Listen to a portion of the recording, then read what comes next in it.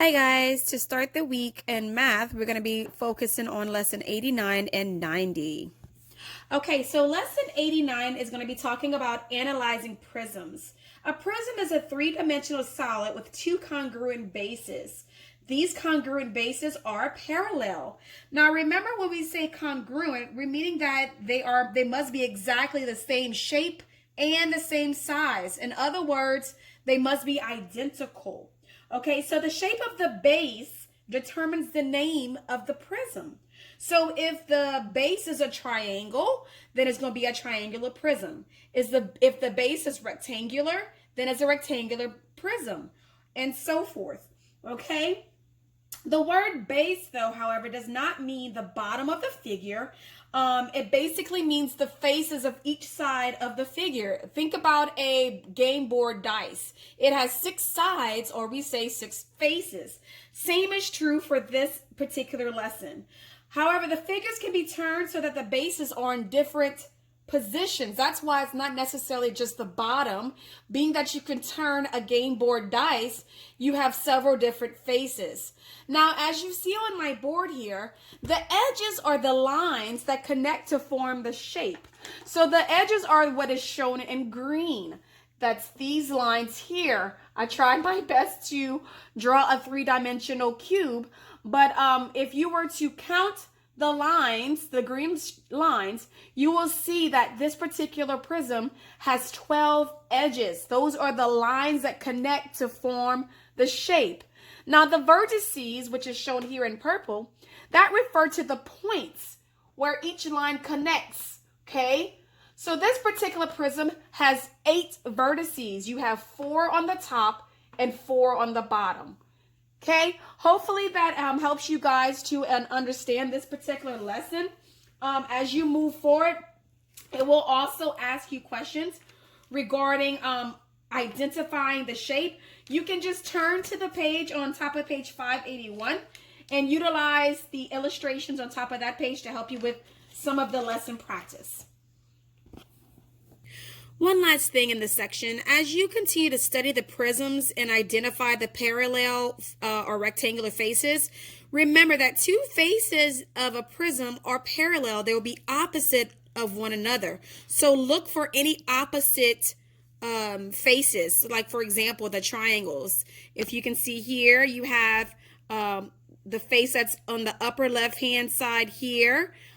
These are considered not parallel. However, the rectangular, you have a face here, and if you were to look inside the rectangle, there's a face here. These are parallel. They're moving the same direction, same width apart. If you see that, then more than likely, those are parallel prisms. Okay, so in lesson 90, just to refresh your memory, we're going to talk about reducing fractions.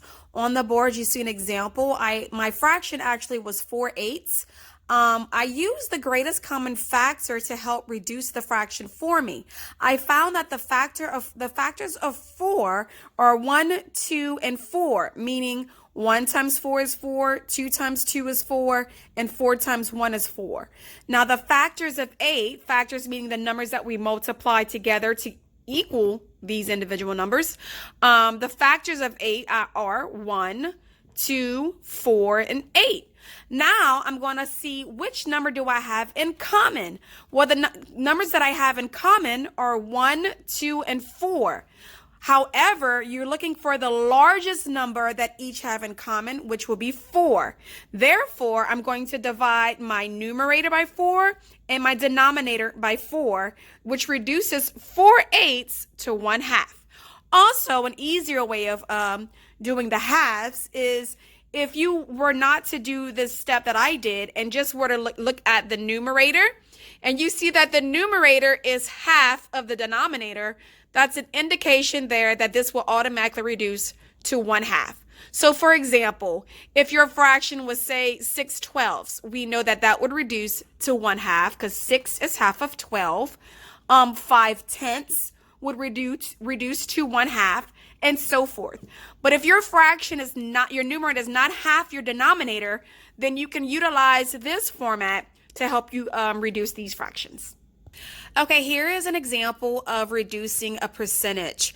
Remember, when you have any percentage, that percentage, when written as a fraction, you put that particular number as the numerator over 100. In order to reduce that, you have to ask yourself, what is the greatest common factor? Now, when you're looking at a larger fraction, it's a little bit harder to identify. So what I would suggest is covering your zeros and looking at it as a 6 over 10.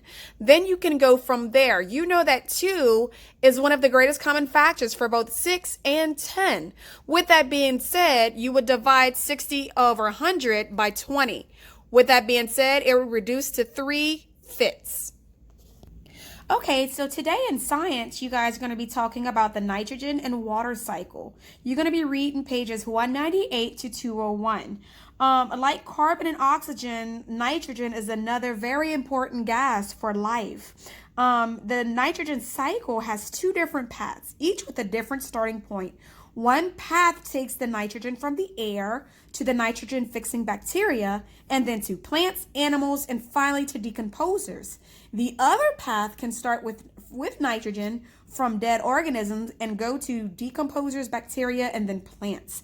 Also, a fun fact is peanuts grow under the ground. The roots of peanut plants are part of another important cycle in our environment. So a lot of people did not know that.